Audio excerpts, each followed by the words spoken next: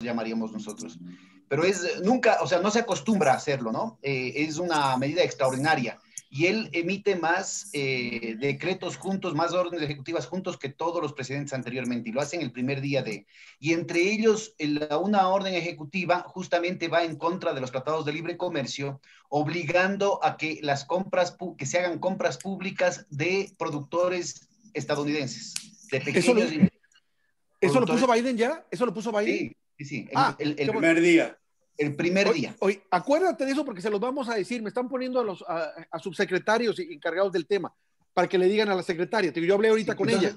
Entonces, verás, eso viola, seguramente viola, porque, digamos, hay un formato más o menos común. Yo no conozco exactamente qué firmaron con México, con el Telemec, pero yo creo que ese podría ser el argumento con el que ustedes podrían utilizar, ¿no es cierto? Deberían, porque normalmente tienen, en estos tratados tienen una instancia de demandas, una instancia de Sí, quejas. sí, sí, así Entonces, es. ustedes podrían quejarse, pero con una carta bajo la manga para negociar el que les permitan hacer exactamente lo mismo en México. Bueno, yo lo que siento, no domino el tema, pero bueno, la idea que yo tengo es esta. Una cosa es el tratado comercial que tengo contigo y eso lo tengo que respetar. Pero si voy a hacer otros tratados comerciales con otros países, pues eso es otra cosa. Yo no me puedo basar en tu tratado, por ejemplo, que tengo con Estados Unidos o Canadá, por si quiero uno con Ecuador. No, es que hay una cláusula en el derecho internacional que se llama la cláusula de la nación más favorecida. Entonces, normalmente en estos tratados firmas una cuestión que cualquier concesión que hagas a cualquier otro país tiene que aplicarse también, en el futuro tiene que aplicarse al país que has firmado ahorita el tratado. Entonces, no hay esa posibilidad y es para, o sea, lo amarran de tal manera que ponen candado en las posibilidades de ir creando esto que tú estás planteando, es decir, estas relaciones bilaterales que permitan precisamente el desarrollo de producción local. Entonces, el problema real es que eso está en bancarrota. Los Estados Unidos están en un problema muy grave, o sea, Biden es el trumpismo sin Trump, ¿no es cierto? Entonces, él es portador de la visión del capital financiero especulativo, pero tiene que apaciguar a las fuerzas que estuvieron detrás de Trump. Y porque además hay un proceso muy complejo de deterioro del aparato productivo norteamericano. Ahorita mismo en la imposibilidad de conseguir chips, por ejemplo. Se está paralizando la industria automotriz en los Estados Unidos. Entonces, van a necesitar, ya por más allá de la ideología, van a necesitar ya no solamente hacer estas violaciones sistemáticas a los tratados, sino que van a tener que en algún momento reconocer que es necesario cambiar los tratados y cambiar la doctrina. Pero hasta mientras, en la negociación que le toca a México, yo creo que es importante que ustedes tengan presente el hecho de que tanto Trump como Biden ya violaron el espíritu del tratado del Telemec. Bueno, muy bien. La reunión ha comenzado desde el vamos nomás entre Héctor Díaz de México y Pedro Páez, nuestro querido Pedro Páez allá, aquí en Ecuador. Y le damos bienvenida al último, Julio Fernández Baráibar. Un gusto tenerte aquí. Y bueno, con Marcelo damos inicio. ¿Te parece al encuentro? Marcelo, sí, le das un vamos, pequeño... que ya están bien calentitos Está calentito los esto. Pero buenas tardes, no sé, Marcelo, un gusto, no sé si Hola, me permiten Wilmer. primero. Sí, buenas tardes. He recibido la invitación de Pedro a acudir a esta reunión y permítanme presentarme. bueno, ¿no? Primero he estado escuchándole a ustedes y créanme que comparto al 100% los criterios y veo que ser parte de este grupo, ya solamente con el nombre, me emocionó. ¿No? Hey. Militemos la patria grande. Ya, mi nombre es Wilmer Santa Cruz, soy docente, soy maestro y actualmente coordinador nacional de el gremio más grande que hay en el Ecuador, la red de maestras y maestros por la revolución educativa. Y para mí un gusto el poder conocerles y agradecer también, Pedro, la oportunidad para ser parte de Militar por la Patria Grande, pues cuenten con este humilde servidor y con la organización para también estar haciendo fuerza desde Ecuador, ahora que estamos atravesando una situación muy compleja, muy difícil, 4 años de neoliberalismo, de capitalismo salvaje, de persecuciones, desmantelamiento de toda la institucionalidad del Estado, en un proceso electoral que lo estamos luchando, que la estamos guerreando, porque el pueblo lo que quiere es recuperar la patria, recuperar el país, que nuevamente retorne el progresismo. Sin embargo, la lucha se vuelve cada vez más fuerte por los poderes fácticos, por la embajada de Estados Unidos, por cómo se inmiscuye en ciertas instituciones para tratar de impedir que el pueblo utilice su derecho a elegir. Está en riesgo la democracia en Ecuador, sí debo decirlo, está en riesgo porque se está pensando en un golpe de Estado electoral, utilizando las instituciones del Estado, Lenín Moreno, la Fiscalía, la Contraloría, asesorados, sabemos, por la Embajada de Estados Unidos, donde se puede privar el derecho de los ecuatorianos de elegir. Entonces, sí estamos muy preocupados y pienso que es necesario alertar también a los países de la patria grande para hacer un solo puño y defender a nuestro país. Los ecuatorianos estamos pidiendo y estamos ya clamando un SOS, un auxilio para rescatar la democracia, rescatar el país, que se respeten los derechos de los ecuatorianos, que se respete el derecho a elegir de los ecuatorianos. Y obviamente es indispensable que el resto de países que conforman la patria grande podamos pedir esa ayuda, unirnos en un solo puño y defender al Ecuador de lo que pretende el neoliberalismo y el imperio norteamericano. Cuente con nosotros, compañeros. Este es un espacio. Bienvenido, un gusto tenerlo aquí. Y vamos a dar comienzo entonces con la participación, sin perjuicio de que volvamos a escucharlo. Muchas gracias. Muchas gracias. Pedro, ¿quieres hacer una introducción? Aunque ya estuvimos hablando un poco. Yo puse por la allí, cuestión más bien formal, ¿no? Sí, una cosa operativa simplemente para que todos estén informados de esa pequeña borrador que hemos escrito para que se le vayan haciendo aportes. Ahí está en un pequeño archivo en el chat. Díganme, por favor, si lo ven, si lo pueden encontrar. Y alguien, si lo puede abrir, que por favor avise también. Y lo iremos enriqueciendo a ver si en algún momento esto puede convertirse en algún documento que nos sirva para seguir trabajando y avanzar un poco. ¿Verdad, Pedro?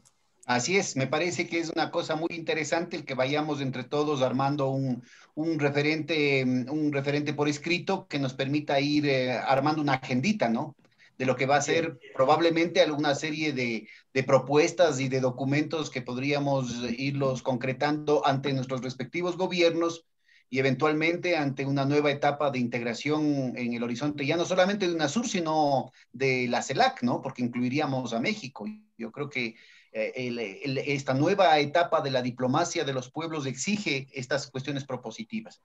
Y estas reuniones que hemos venido teniendo han ido generando una serie de frutos, ¿no es cierto? Hemos tenido esa propuesta tan generosa de distintas universidades argentinas en torno a la producción de los ventiladores aquí conjuntamente con el Ecuador, de las tecnologías apropiadas para las economías de altura, de la cuestión minera, y ahora con Wilmer la idea es que se encuentren ahora también con compañeros como Juan José Martínez, los compañeros de Platec, de SADOP, que han estado ya presentes en reuniones anteriores, porque en una siguiente reunión vamos a preparar una serie de reuniones que fortalezcan precisamente el tema gremial de los maestros en el Ecuador, que lastimosamente ha sido cooptada por sectores, no sé si decir de la extrema izquierda, pero es de esa extrema izquierda que le felicita a Guaidó y que se congratula del golpe de Estado en contra de Evo Morales, que está a favor de los banqueros y se llaman el Partido Comunista Marxista-Leninista del Ecuador. Así es que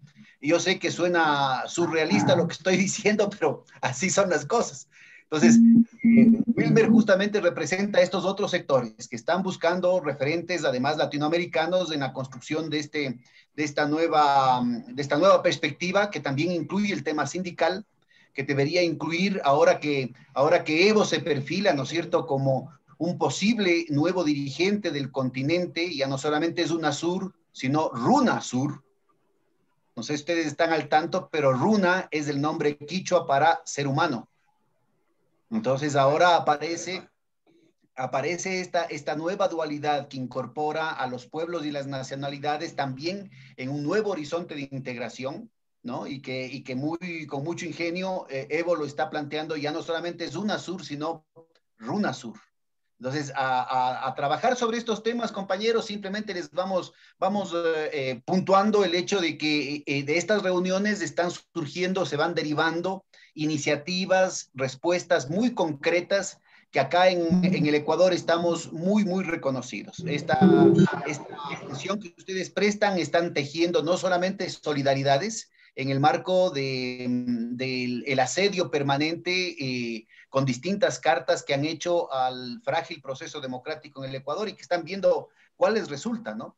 Sino que al mismo tiempo está creando esas condiciones muy concretas, ¿no? Insisto, temas productivos, temas asociativos, ahora que empezaríamos a circular un documento, ya una cuestión propositiva en términos institucionales, el tema que estamos hablando, por ejemplo, con Héctor en torno a la posibilidad de una articulación de experiencias, de la ley de góndolas, lo que tuvimos aquí en el Ecuador colocando los productos en las perchas de los supermercados y ahora lo que está queriendo hacer el gobierno de López Obrador en México. O sea, yo creo que son experiencias que van a ser muy valiosas y que necesitamos irlas articulando de manera cada vez más sistemática, ¿no es cierto? Ahora, muchísimas gracias. En esta coyuntura nos cae de película el acompañamiento que están haciendo ustedes, compañeros de distintas partes de Latinoamérica, pero también de distintos intereses. Pero yo creo que hay que irlo concretando, irle dando forma, ir perfilando esta nueva propuesta de integración latinoamericana que ahora sí, independientemente de quién gane las elecciones, ya no nos podemos dar el lujo de revertirla.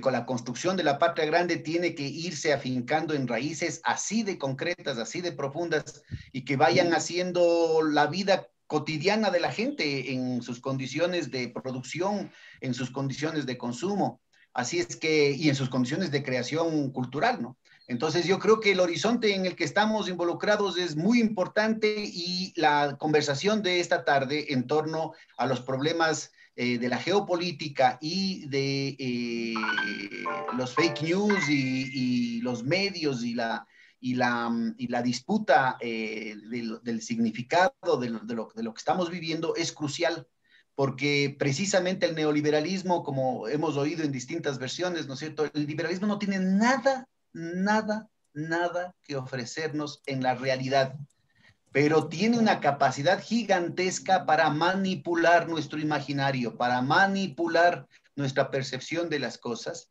y sobre esa base ha generado procesos muy dolorosos ya en América Latina. Así es que hay que enfrentarlo eso, y muchísimas gracias, compañeros. Te doy de nuevo la palabra, Marcelo, para que continuemos con la agenda prevista. Muchas gracias.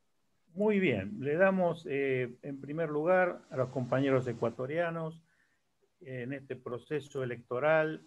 Hoy tenemos el tema de geopolítica y nos va a referir su punto de vista Cristian Guaycha. Bienvenido, Cristian. Ahí tienes micrófono.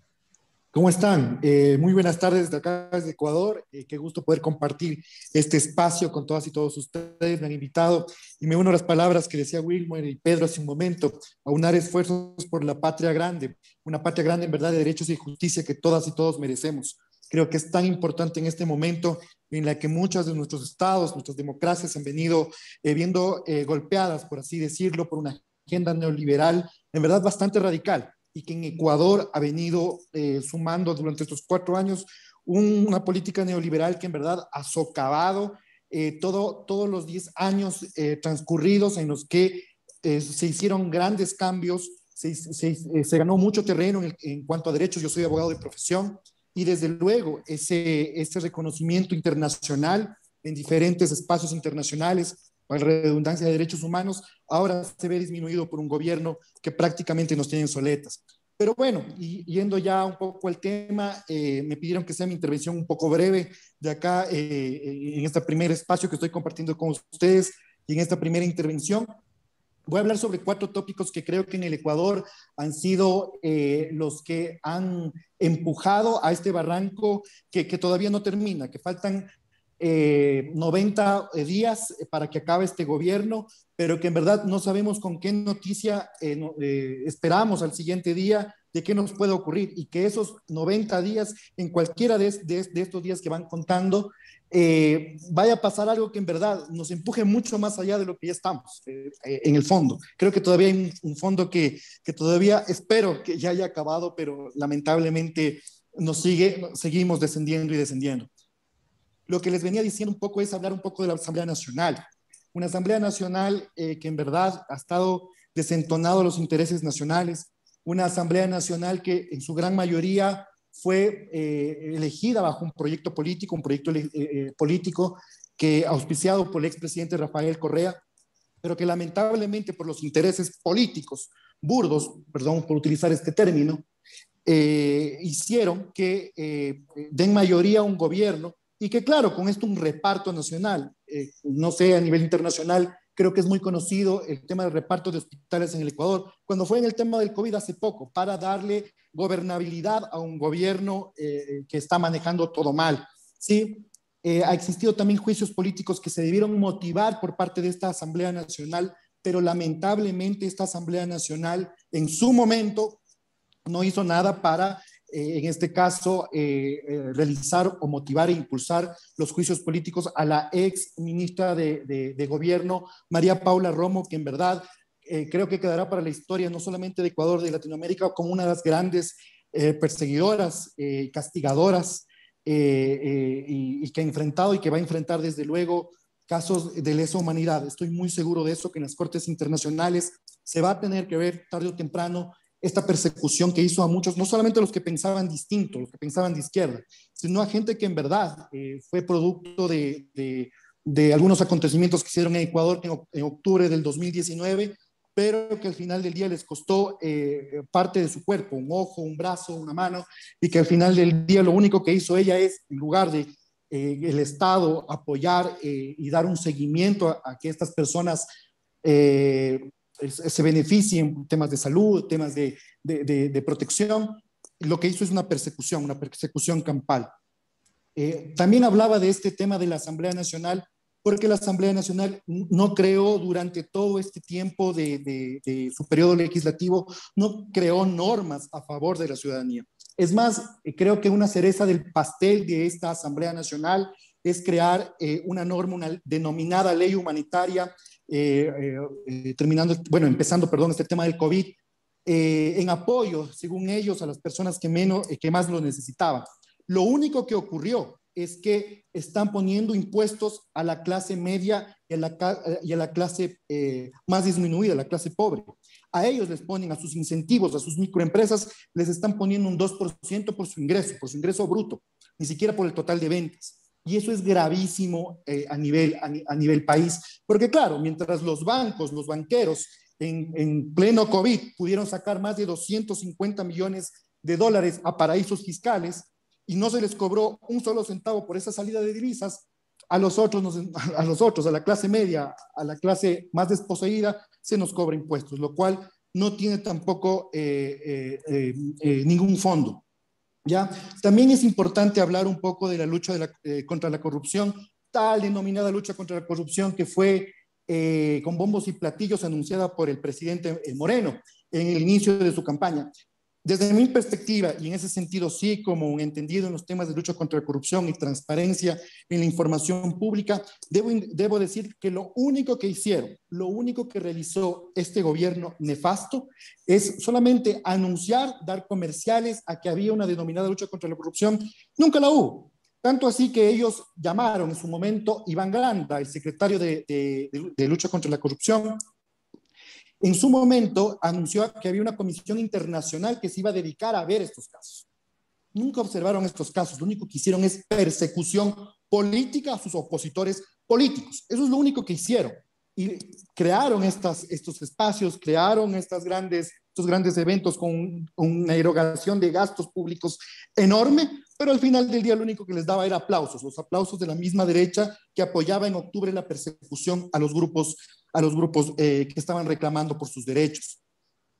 También es bueno indicar que ha existido un proceso en Ecuador, un proceso destituyente. ¿Y por qué lo decimos así? En el Ecuador este proceso significó, después de una consulta popular, sacar autoridades que fueron ganadoras de concursos de méritos de oposición.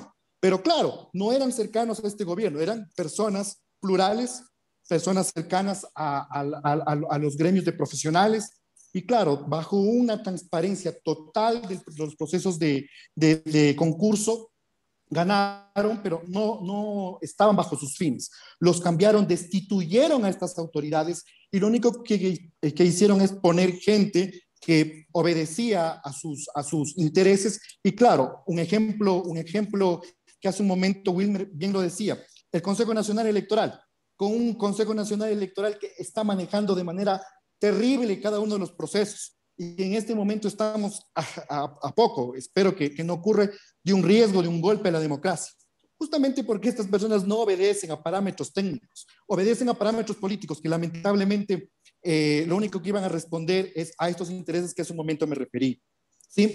Igualmente, una fiscal, y perdón que lo diga de esta manera, voy a hacer esta puntualización con el Contralor y la fiscal, una fiscal que en este denominado también concurso que ellos hicieron, sacó un examen 10 sobre 20, una calificación así, y es así como se le denomina acá en Ecuador, 10 sobre 20, y esta fiscal lo único que ha hecho también es una persecución a los que pensamos distinto.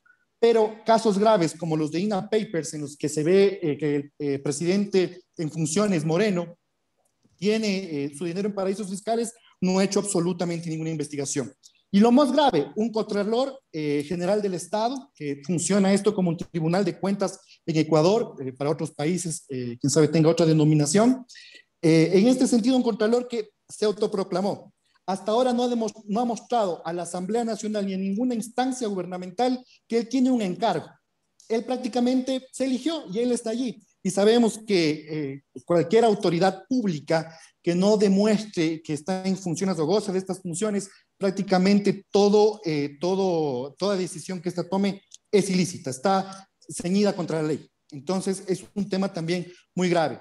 Para finalizar un poco el tema de octubre, que en 2019 hubo un proceso de reivindicaciones del sector indígena, pero que no solamente estuvo el sector indígena, sí, se vio abocado a las calles, pero creo que todas las personas ya estábamos, en verdad, y estamos molestas con el actuar de este gobierno, un actuar que ha sido de total abandono a las clases sociales, de total traición a un proyecto político que ganó en las urnas, y por sobre todo, creo que un tema de regresión de derechos que en verdad no se ha visto desde que regresamos a la democracia. Y por último, el tema del COVID, que en verdad vemos muchos países como Chile y como Argentina, que gobiernos, en este caso Argentina, un gobierno patriótico, lucha, en México también de igual manera, lucha para tener las suficientes vacunas, para tratar de dinamizar su economía, que también se ve precarizada por todo lo que está ocurriendo. Lamentablemente, lo único que observamos en el Ecuador hasta el momento son 36,000 vacunas. 36,000 vacunas que para 17 millones de ecuatorianos no van a servir de mucho. Y lo último que pasó lamentablemente el día de ayer, un tema terrible, creo que es conocido también por la orbe a nivel mundial, las cárceles ecuatorianas, centros de privación de libertad, mediante un sistema de rehabilitación social que también lo fue medrando, esta actual gestión fue eliminando instituciones públicas que ayudaban a que exista una verdadera rehabilitación. Lo que ocurrió ayer fue en verdad espantoso, 79 muertos hasta el momento. Nunca tampoco en la historia del Ecuador ha existido tal tema, y vemos en verdad con estupor cómo la CIDH y cómo Naciones Unidas se pronuncian ante el tema, y que desde luego esto también debe ir a cortes internacionales, porque los casos de tortura, tratos crueles, inhumanos y degradantes ocurrieron ayer en Ecuador, y esto no puede quedar solo sobre el tapete. Esto no debe quedar solamente en la memoria de un día. Lamentablemente siempre nos quejamos los ecuatorianos, y creo los latinoamericanos, que tenemos una memoria cortoplacista, y eso no debe de ocurrir, porque lamentablemente la historia con estos gobiernos neoliberales, con estos gobiernos que en verdad se han vendido sus intereses a los grupos de poder, lo único que hacen es repetir, y eso es lo que nosotros no debemos permitir. Y como decía hace un momento Wilmer, para finalizar, en verdad, lo único que pedimos al espectro internacional, a todos los camaradas que están de todos los países acá, en verdad nuestra democracia está en un riesgo muy grave. Les pedimos su apoyo, su acompañamiento, su pronunciamiento y por sobre todo, qué interesante que decía hace un momento, crear un documento de cada una de estas reuniones para dar un seguimiento y por sobre todo que esto se conozca a nivel internacional y que tenga toda la fuerza para poder ser reclamado. Muchas gracias. Muchas gracias, Cristian. Vamos a seguir entonces con la agenda ecuatoriana, solicitándoles los 3 a 5 minutos como máximo, así podemos ir distribuyendo la palabra. Seguiríamos con Mario, también sobre temas geopolíticos, del Mario Ramos, del y cito de memoria, vos me corregirás, es el Centro de Estudios Andinos. Vos podrás mejorar un poco la... tenés que habilitar el micrófono, por favor, tu micrófono. Mario Ramos, ahí estamos. Buenas tardes, no sé, allá en Argentina, en nuestra querida Argentina debe ser la noche, buenas noches. Bueno, yo no sé por dónde abordar, hay tantos temas, ¿no? Pero todo el mundo se explicará, o tal vez una pregunta motivadora puede ser, ¿cómo llegó Moreno a ser presidente del Ecuador? O sea, es lo peor que nos ha pasado en la historia, ¿no? Es lo peor. O sea, yo ahora en una entrevista que me hacía Página 12 de Argentina, les decía al periodista, debería inventarse otra palabra para designar a lo miserable que es Moreno. O sea, la palabra miserable le queda corta, le queda realmente muy corta. ¿Sí? Traidor es poco. O sea, es un tipo que cada día nos sorprende con su cinismo patológico. ¿Sí? A propósito de esta masacre horrorosa que ha pasado en las cárceles, ya termina su gobierno y sigue culpando de todo a Correa. O sea, es increíble, o sea, es insólito. No. Creo que no ha pasado en la historia de la humanidad este tipo de temas.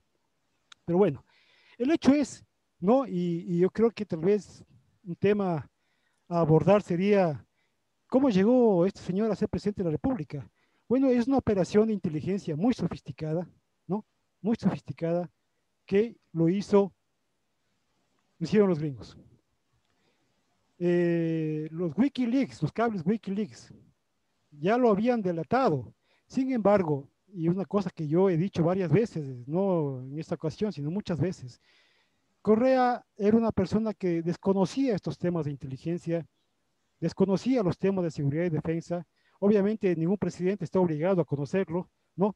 Pero tal vez no logró conseguir mejores responsables en la materia, ¿sí? Recordemos que Ecuador sufrió un bombardeo en Angostura en el año 2008 y hubo cómplices del servicio de inteligencia ecuatoriano para que eso pase. ¿No? Ahí recién tomó conciencia de que había que crear un nuevo servicio de inteligencia. Ahí recién, pero lo hicieron muy mal, lo hicieron pésimo. ¿Sí? Entonces, por ejemplo, tan pésimo lo hicieron que cuando hubo el intento de golpe de Estado, el novato designado secretario de inteligencia estaba dando una charla académica en la Flaxo, ¿sí? Mientras se producía el golpe de Estado.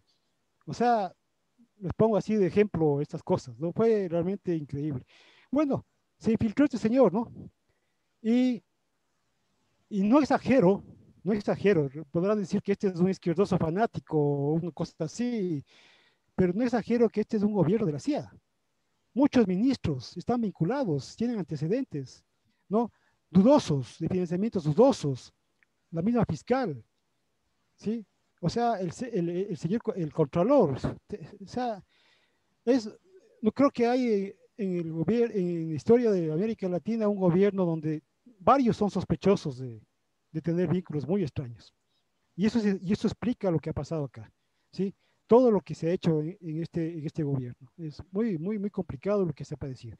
Y este último hecho se explica porque simplemente se desmanteló, como buen gobierno neoliberal que es, se desmanteló todo el sistema de seguridad. se desmanteló el Ministerio Coordinador de Seguridad, se desapareció el Ministerio del Interior, que era un ministerio que se encargó, se especializó para la seguridad, ¿no? Se eliminó el Ministerio de Justicia, que justamente que se encargaba de las cárceles y de la rehabilitación social. O sea, se desmanteló el Estado y eso explica el grave problema de seguridad que tenemos ahora en el Ecuador. Entonces, bueno, eso es, yo diría que, no sé, la ingenuidad, ¿no?, de la izquierda en general en los temas de seguridad, de inteligencia o de desconocimiento que ha habido en general en la izquierda, en la historia de nuestra izquierda, ¿no?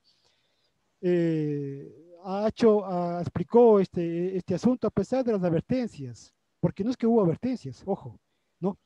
No es que hubo advertencias, pero ahí está, o sea, se dejaron guiar únicamente por las encuestas, se le creó el escenario, ¿no? Y cuando yo en varios análisis había dicho que cualquier persona que se designe, que el proyecto correísta designe para ser presidente, va a ganar.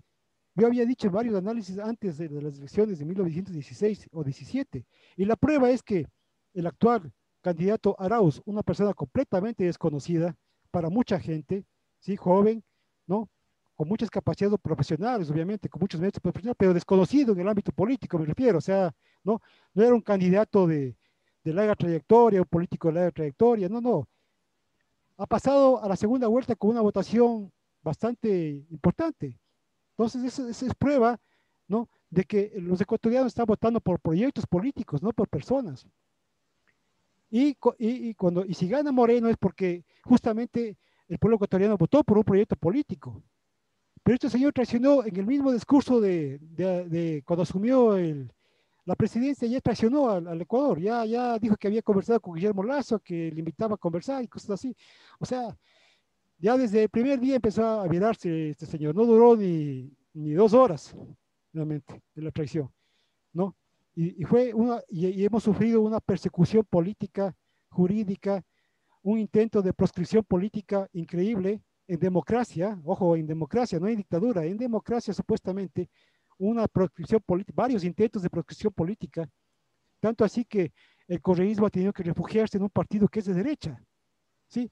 Gracias a una relación política antigua que tiene Correa con el líder de ese partido, que es Jimmy Jairala. Entonces es un partido de derecha, no es un partido de izquierda. O sea, por suerte hubo esa posibilidad. Si no, los 4 o 5 intentos anteriores fueron anulados por el Consejo Nacional Electoral. Eso es importante que se conozca, ¿sí? Entonces, bueno, yo no sé, yo quiero ser corto porque son varios participantes. No sé si hay Así algo es. más que les pueda interesar. Yo puedo responder a cualquier Me gustaría pregunta. nomás un observatorio, rápido, muy breve. A mí me gusta de repente utilizar el nombre de las personas para reflejar lo que realmente son. Lenin Moreno, simplemente el apellido, que tenga el nombre Lenin es una aberración. Cuando dicen Moreno, me acuerdo de Morena, y a mí me das de cuenta que me golpean por Morena en mi país, me explico, que es la que hizo la cuarta transformación. Entonces yo le cambiaría el nombre a Lenin por lo que realmente es, diría Lennon Moreno. Lennon Moreno, es eso, ese es el tipo, así de nefasto es. Lennon Moreno, no como John Lennon, sino Lennon, como le dicen. En el diccionario es muy claro qué es lo que es un Lennon y es lo que es Moreno. Ahí acabó mi participación. Bueno, Héctor, vamos a volver, me parece, porque esto va a dejar calentitos los ánimos.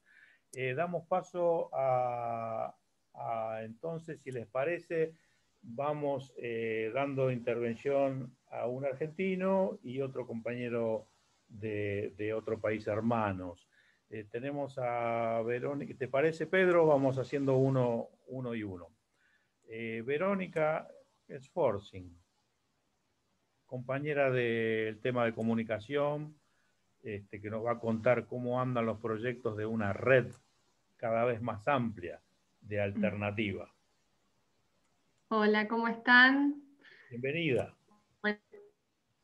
¿Cómo andan? ¿Cómo estás, Pedro, Marcelo? ¿Cómo andan todos? Bueno, sí, comentarles un poco cómo viene la red. Como les decía en los encuentros anteriores, nosotros estamos armando la ley, la red de lucha en contra de la desinformación en redes sociales. Ya hace varios semanas venimos construyendo con varias organizaciones. Esta semana tuvimos muchas reuniones, por suerte, de organizaciones que se van sumando, y bueno, tiene que ver con que todas estamos viendo lo mismo, ¿no? Que esto es lo interesante. Me parece que estamos viendo la importancia de combatir las fake news, las noticias falsas, tanto en Argentina, y me parece que también estamos todos coincidiendo que es un problema regional que tiene que ver con la saturación de información y la construcción, ¿no? de miradas, esto que recién ponían en el chat, ¿no? Un poco la disputa de sentido, pero incluye la construcción de miradas, la construcción de subjetividades muy proclives a partir de la manipulación más psicosocial y más psicológica, muy proclive todo el tiempo a lo sentimental o a explotar permanentemente, ¿no? Y a partir de eso, estas manifestaciones siempre en contra, siempre replicando las que nos llegan sin ningún tipo de análisis, se va construyendo una manía muy atada a las emociones, ¿no? Y eso me parece que es uno de los factores que hoy están más amenazando la democracia. Sin duda impide que podamos pensar y problematizar la información y a partir de eso sacar conclusiones propias, ¿no? Entonces, bueno, a partir de esta mirada que ya es común, por suerte, y todos la estamos pasando en las redes sociales, no paran de instalarse. Hace poco en Argentina, ayer creo que fue, se intentó instalar que Kicillof, el gobernador de la provincia de Buenos Aires en Argentina, tenía un primo que también se había vacunado y que aparte era de la Cámpora y que aparte cobraba 50.000 pesos argentinos. Bueno, ese personaje que tenía el mismo apellido que el gobernador no tenía nada que ver con el gobernador, y bueno, por suerte salió bien, ¿no? Pero todo el tiempo los medios están instalando noticias que son mentiras, que son falsas, y que inclusive se va enterando que los medios más grandes, incluso en Argentina, las están usando para negociar política con intendentes de la provincia de Buenos Aires, ¿no? Entonces te instala la noticia falsa y después tenés que sentarte a negociar para que esa noticia falsa no siga y no afecte al intendente, o imaginémonos que esto también está pasando a nivel gobernaciones, a nivel provincia y a nivel nacional, ¿no? O sea, es una herramienta hoy de extorsión de los medios de comunicación. Bueno, tenemos que ir construyendo los anticuerpos sociales, tenemos que poder discernir una noticia verdadera de una noticia falsa, tenemos que no replicarlas nosotros, tenemos que madurar como sociedad, y ni hablar las organizaciones libres del pueblo, tenemos una responsabilidad muy grande para construir una ciudadanía que pueda hoy construir democracia y no, como se dice habitualmente, no comerse esa curva de las noticias falsas, no ser un eslabón más en todo este sistema. La red viene muy bien, como les decía antes, o sea, viene creciendo cada vez más. El viernes de la semana que viene, iba a ser el jueves, pero lo vamos a pasar al viernes, tenemos el lanzamiento a las 5 de la tarde. Va a haber un panel con referentes latinoamericanos, lo vamos a tener a Pedro. Está confirmada Manuela Ávila de Brasil. Bueno, esta compañera muy importante, referente feminista y también de lo que es el tema de las redes sociales. Ella sufrió el tema de las fake news en términos personales. Y bueno, se van a estar acompañando también de la COPAL otros compañeros, y va a haber otros paneles y la presentación de la red.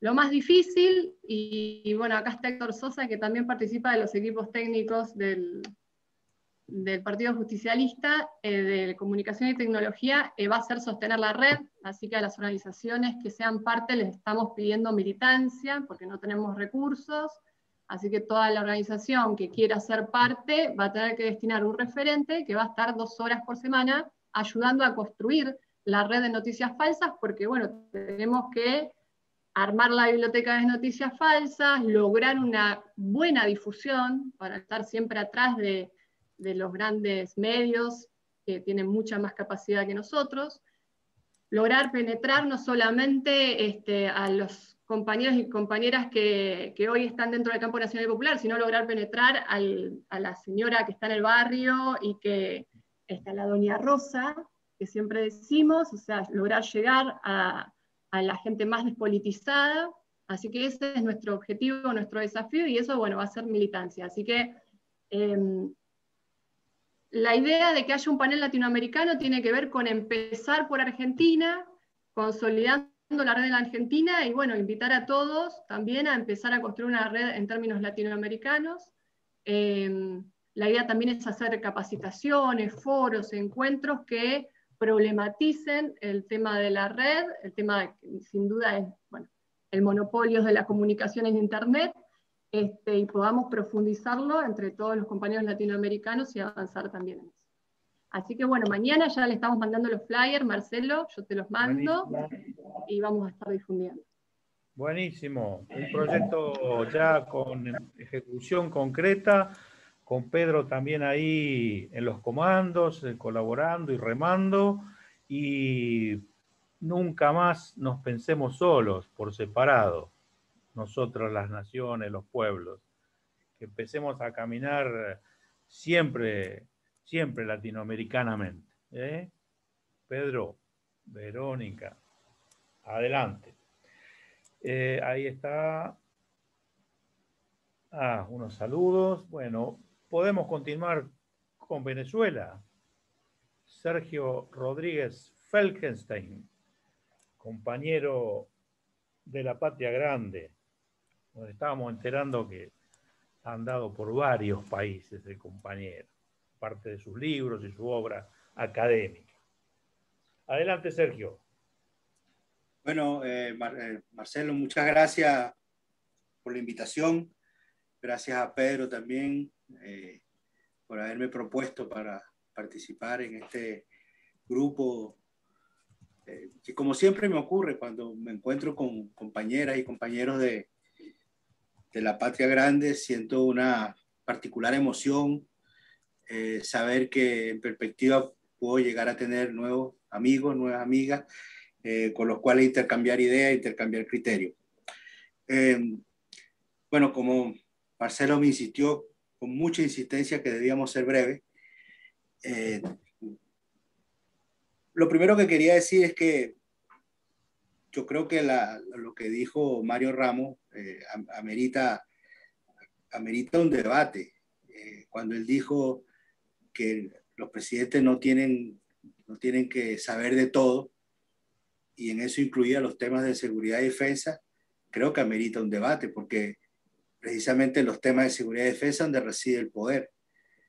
Entonces, ahí hay una discusión en torno a qué es ser gobierno y qué es ser poder, y creo que ese debate la izquierda no lo tiene claro todavía en América Latina. Pero bueno, no me quiero desviar porque voy a preparar algunas ideas que pensaba plantear. Yo creo que cuando analizamos la situación de Ecuador, uno cree que había visto todo, ¿no? Que había visto todo. En Argentina, en Brasil, en Honduras, en Colombia, en Bolivia, en Chile.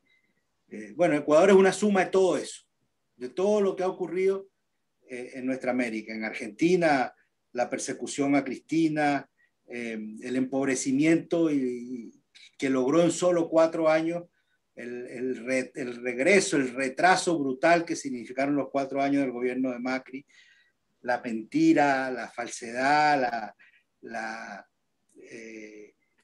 desfachatez con que se hunde un país sin mayor arrepentimiento, diríamos.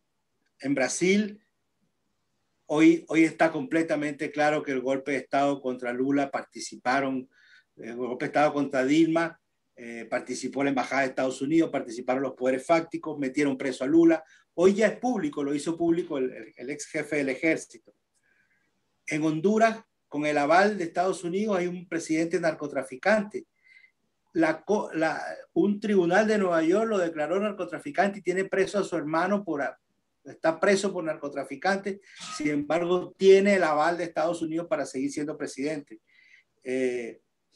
En Colombia, más allá de todo el desastre humanitario que ocurre, se cometió un fraude de dimensiones no conocidas en su totalidad, pero lo que sí está claro que la campaña electoral del presidente Duque la financió el narcotráfico.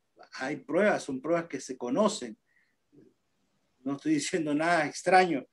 En Bolivia, bueno, vimos el golpe de Estado de la OEA contra el presidente Evo Morales. En Chile hay un delincuente de presidente, no lo estoy diciendo yo, ahí están, pueden poner Banco de Talca, Piñera, y van a ver cómo es un delincuente que huyó de la justicia y que después fue protegido por Pinochet porque su hermano, el hermano de Piñera, era el ministro de Trabajo de Pinochet. Ahora se hizo todo un acuerdo para burlar la decisión del pueblo chileno para avanzar hacia la transformación de una constitución. Entonces, son una serie de elementos que están ocurriendo en América Latina y eso creo yo que obliga a mirar nuestra región, a mirar la política y a mirar una serie de conceptos que se han sembrado a través de las décadas y los siglos, a mirarlos con espíritu crítico y de construirlos, porque terminamos nosotros repitiendo esos mismos discursos. Cuando hay una serie de conceptos como por ejemplo división de poderes, ese es un concepto que nos han dicho que la democracia es división de poder. ¿Quién puede hablar en Ecuador de división de poderes con lo que acaba de hacer la fiscal y el contralor, inmiscuyéndose en los temas del poder electoral? En el propio Brasil vimos todo cómo los poderes complotaron para derrocar a Dilma. Nos han hablado durante siglos de subordinación de la minoría a la mayoría. ¿De qué es subordinación de la minoría a la mayoría cuando hemos visto que en Estados Unidos hay un presidente que ganó con menos votos que su contendor? Nos hablaron que lo democrático es tener 2 periodos presidenciales. ¿Ustedes saben cuál es el origen de los 2 periodos presidenciales? El origen está en que el primer presidente de Estados Unidos, George Washington, fue presidente de 1789 a 1793 y un segundo periodo de 1793 a 1797, y cuando lo iban a elegir de nuevo dijo que no quería, que quería retirarse, estaba muy enfermo, de hecho murió 2 años después, y que quería pasar sus últimos años cuidando nietos. Entonces eso lo transformaron en paradigma de democracia, porque, o sea, si Washington hubiera querido quedarse un periodo más, entonces sería 3 periodos del paradigma de la democracia. Se habla que la democracia también, es una frase sacada de Estados Unidos, el gobierno del pueblo, por el pueblo y para el pueblo. ¿Podemos decir eso en Ecuador, por ejemplo? ¿Podemos decir que Lenín Moreno ha hecho un gobierno del pueblo, por el pueblo y para el pueblo? Entonces, todos estos clichés sobre los cuales se construye la democracia representativa son mentiras absolutas con los cuales se ha sembrado una forma de actuar en política que finalmente nosotros, en función de las propias debilidades que tenemos, terminamos defendiendo incluso más que el enemigo. Ellos inventaron un sistema, el sistema de la democracia representativa, para perpetuarse en el poder como clase. Pero, ¿qué es lo que está pasando? ¿Qué es lo que ha pasado desde hace unos años? Que los pueblos aprendimos a ganarle las elecciones. Le aprendimos a ganar en su propio sistema, dentro de sus propios métodos. Entonces, ¿qué ha ocurrido? Que ya no les sirve. Ya la democracia representativa no les sirve y por eso la están violando, la están violentando y la están destruyendo. Yo hubiera querido que esta democracia representativa hubiera dado paso a un nivel superior por vía revolucionaria, pero no es así. O sea, no son los revolucionarios los que están destruyendo la democracia representativa. La paradoja es que es la izquierda, los sectores progresistas, los revolucionarios, los que están defendiendo la democracia representativa. Pero para hacer breve la intervención, esta primera intervención, yo en el año 2015, cuando cuando el peronismo perdió las elecciones en Argentina y se iniciaba lo que algunos llamaron un nuevo ciclo. Yo no creo en la teoría de los ciclos, porque los ciclos nos condenan siempre a que vamos a tener que volver a la derecha cada cierto tiempo. Pero empezar esta nueva etapa de gobierno de retroceso del movimiento popular, yo me acuerdo que yo dije que de Allende a Chávez habían transcurrido 25 años. De Allende a Chávez transcurrieron, del 73 al 98 transcurrieron 25 años. Y yo dije que los pueblos habían aprendido y que no iban a volver a transcurrir 25 años para volver, que el periodo no iba a ser tan largo. Bueno, ahí ustedes tienen la respuesta. De Evo a Arce transcurrió 1 año. De Cristina a Alberto transcurrieron 4 años. Y no tengo ninguna duda de que de Correa a Araúz van a transcurrir solo 4 años y Ecuador va a volver a tener, el pueblo ecuatoriano va a volver a tener el gobierno que se merece. Lo dejo por ahí, Marcelo, en esta primera intervención. Bien. Gracias. Muchas gracias, Sergio, por esta breve alocución tan rica en conceptos. Vamos a ir mechando entonces. Un argentino que se arrima por acá por primera vez y esperamos que no sea la última, compañero referente del Instituto de Independencia, conocido por muchos en la Patria Grande y la mayoría en Argentina, Julio Fernández Baráibar. Un gusto recibirte acá. Abre tu micrófono, Julito. Un gusto a todos, encantado de encontrarme con los amigos que conozco y con los nuevos amigos con los que me encuentro hoy. Nosotros hemos seguido con mucho interés el proceso ecuatoriano, porque uno de los temas centrales de la cuestión de la integración latinoamericana, de la construcción de la patria grande, es el profundo desconocimiento que tenemos unos de otros. Si no fuera por unos curas en la escuela primaria que hablaban loas de García Moreno, yo no tendría idea no podría nombrar un solo presidente ecuatoriano del siglo XIX. El desconocimiento muy grande que tenemos, no solamente de nuestra historia, sino también de las particularidades políticas que tienen cada uno de nuestros países. Y en los últimos años me puse un poco a investigar, a ver, a leer cómo era este país, Ecuador, que de una manera tan peculiar había girado el timón de la nave del Estado en 180 grados, se había agarrado para el lado de los tomates, el mismo candidato que había obtenido el poder por, de alguna manera, herencia del presidente que acaba de terminar su mandato. Era un misterio, porque más allá de la psicología, de la traición y de todo eso, tiene que existir una especie de plafón político que permita ese tipo de cuestiones.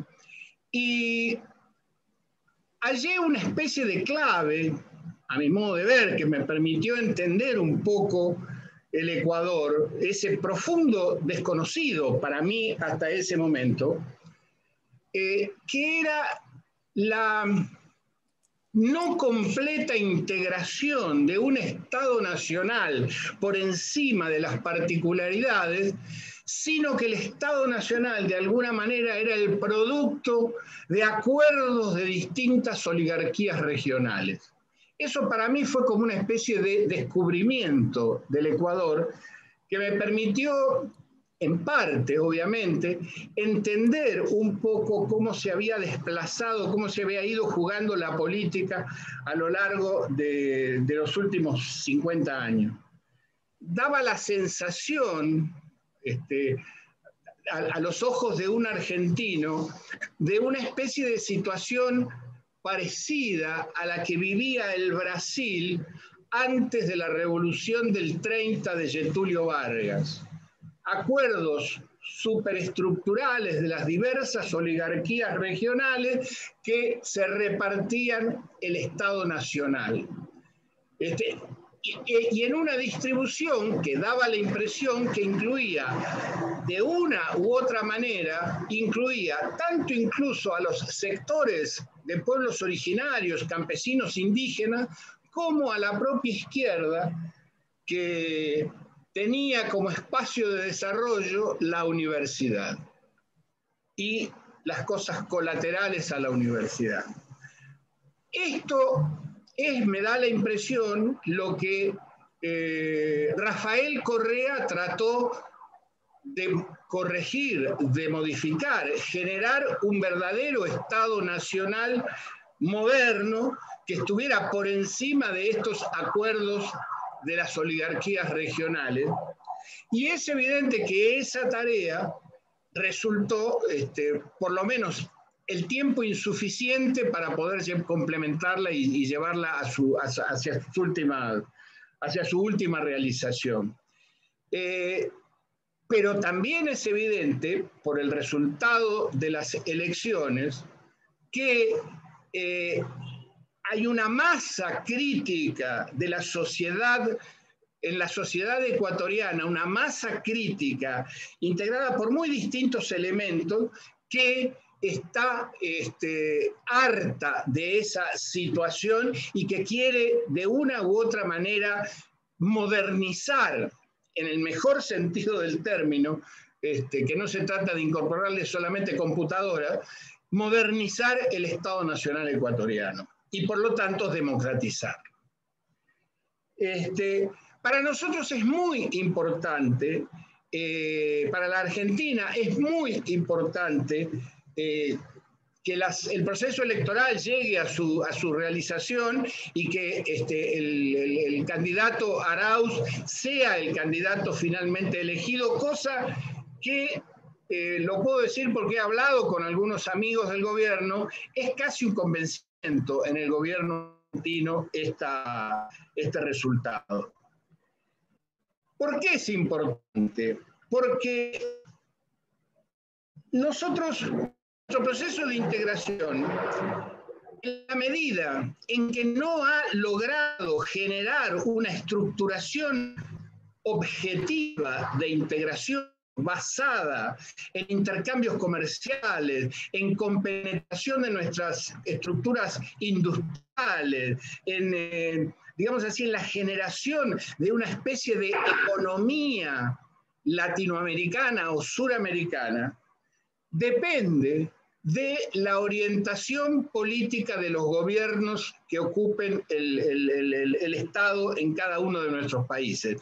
Es decir, la rapidez con que ese proceso de integración que vivimos durante los primeros 15 años del siglo XXI, la rapidez con que eso se disolvió en 4 años, demostró que ese proceso de integración era muy superestructural, estaba basado más en coincidencias político-ideológicas que en una verdadera integración objetiva de nuestras energías, de nuestros recursos naturales, de nuestras economías, de nuestras industrias, de nuestros medios de transporte, etcétera, etcétera, etcétera. A Inglaterra, la decisión de salir de la Unión Europea le ha costado 2 años, procesos electorales, negociaciones, etc. Aquí, en Sudamérica, una decisión de un presidente o de un ministro de Relaciones Exteriores hace caer la UNASUR o hace caer el Mercosur, como ocurrió en el caso de Jair Bolsonaro, que puso al Mercosur en el más bajo nivel de su existencia político-económica. Por eso es importante que el pueblo ecuatoriano vuelva a ocupar el gobierno de su país, porque nosotros necesitamos nuevamente reconstruir un sistema de gobiernos amigos, de gobiernos coincidentes en estos grandes objetivos nacionales latinoamericanos y poder, a partir de esas coincidencias ideológicas, construir la objetividad de nuestro proceso de integración. Quiero decir, yo viajé invitado por el embajador de Ecuador a Guayaquil en el año 2012, creo, y fui todo el viaje pensando, ¿qué le compramos nosotros a los ecuatorianos y qué nos compran los ecuatorianos a nosotros? Y la verdad que ese intercambio no es muy extenso, no es muy grande.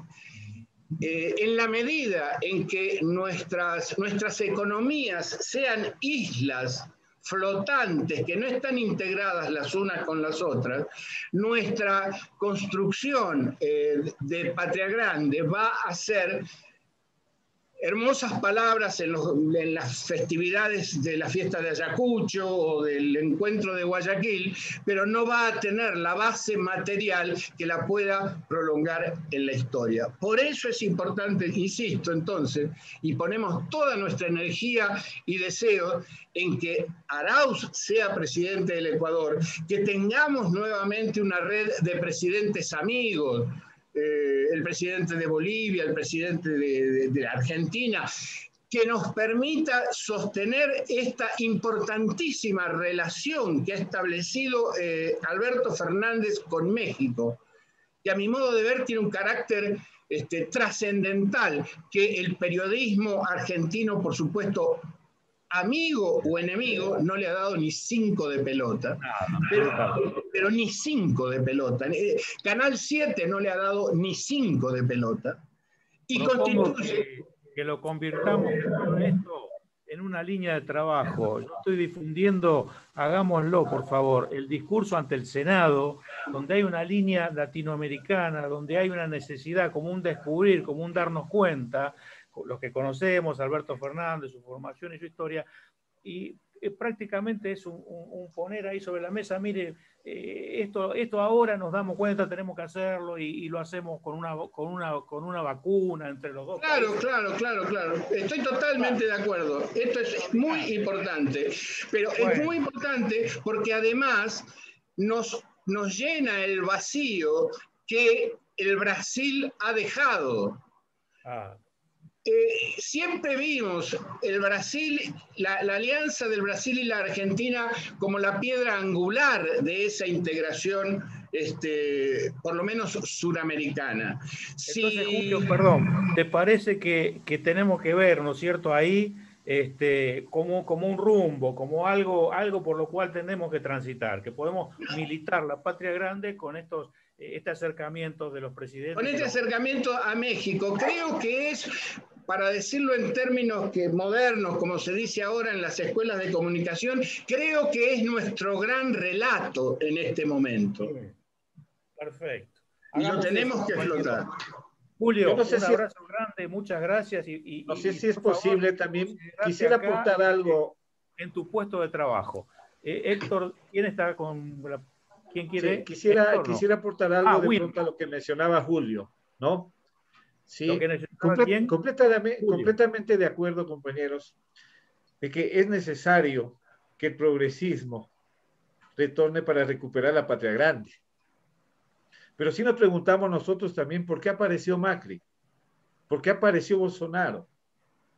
¿Por qué apareció, bueno, acá Moreno, nefasto, traidor? Pero igual, ¿por qué se enroló también y por qué nuevamente el neoliberalismo llegó a Ecuador?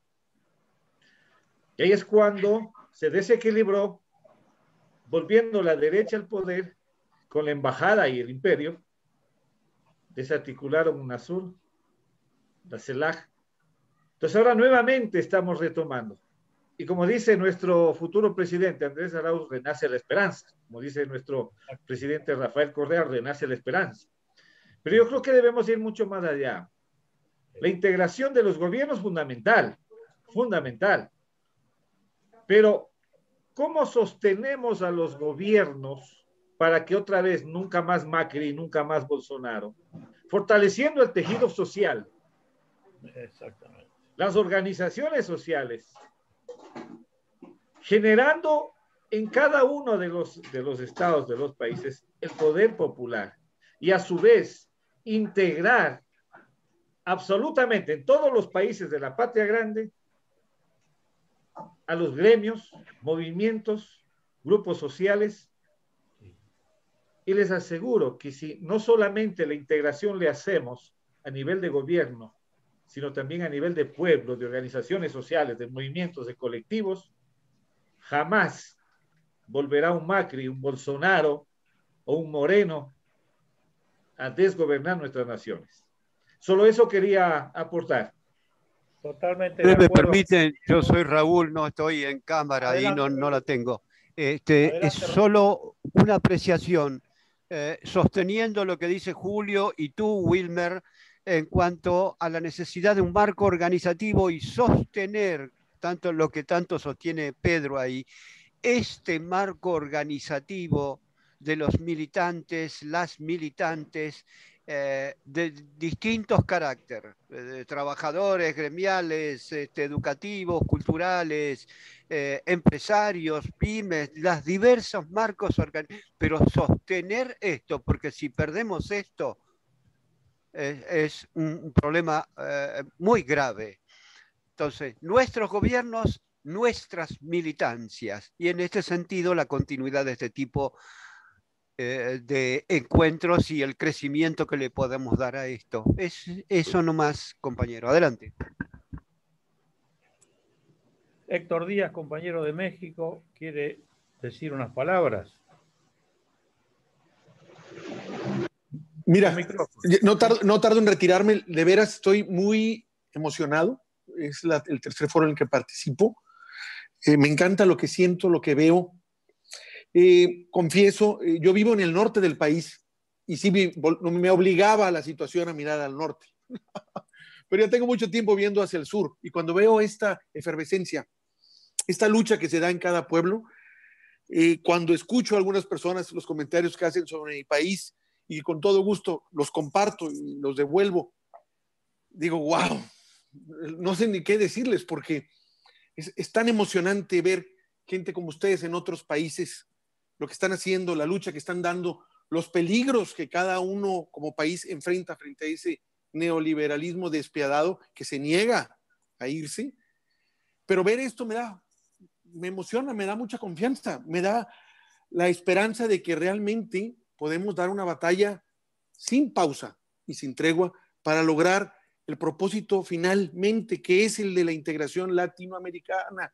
Esto es, yo lo veo, que lo estamos haciendo, ya la estamos haciendo de alguna forma, a nivel pequeño si se quiere, pero estas son las semillas donde se va a hacer esa germinación que dé en todo el continente, porque no lo duden, nosotros lo estamos hablando de esto ahorita y lo sabemos, pero hay mucha más gente a la que no tenemos acceso en los países de cada uno y en los diferentes países que están igual que nosotros, que piensan esto. Entonces, la verdad, me encanta estar en este foro y me interesan mucho los retos y los voy a dar con ustedes de la manera que pueda. Vamos a empezar ahora con Pedro el lunes y martes, pero estoy abierto a cualquier otra cosa que se pudiera hacer en mi país, el apoyo que les pueda dar, como también les voy a pedir lo mismo de ustedes. O sea, alguien dice, estamos contando con México, claro, pero también México ahora cuenta con ustedes también. O sea, tenemos que dar el tirón todos parejo. Ese es el punto. La verdad, les agradezco el que me hayan hecho esta invitación. Los veo el próximo miércoles. Ya espero ahora sí quedarme toda la charla ya. Y ya no les quiero quitar más tiempo para que ustedes puedan continuar. Saludos a Sergio Rodríguez, que tenemos un amigo común, Esteban Silva, que te manda a saludar. Eres toda una institución, Sergio. Es un honor haber estado en este foro contigo. Y igual con todos mis compañeros, que ya los veo como compañeros de batalla, en esta batalla común, que es lograr la patria grande. Gracias y nos vemos pronto. Bien, compañero. Bien, compañero. Saludos, Héctor. Saludos. Un gusto haberte conocido, aunque gracias, sea por aquí. Nos vemos. Gracias. Saludos, Héctor, y gracias por esa referencia de Lennon. Le voy a cambiar el nombre. Muchas gracias, Héctor. Un gusto conocerle. Muchas gracias. Compañero Humberto Podetti. otro compañero argentino, pero muy de la patria grande y de hace un rato largo también. Bienvenido. Bien, yo quiero retomar el análisis que hizo Sergio Rodríguez de las falencias de la democracia. Efectivamente, la democracia representativa no es democracia, es una democracia incompleta o renta, una democracia oligárquica. La teoría y la tradición latinoamericana afirma que los pueblos son los sujetos de la historia y que desde los pueblos es de donde sale la autoridad política.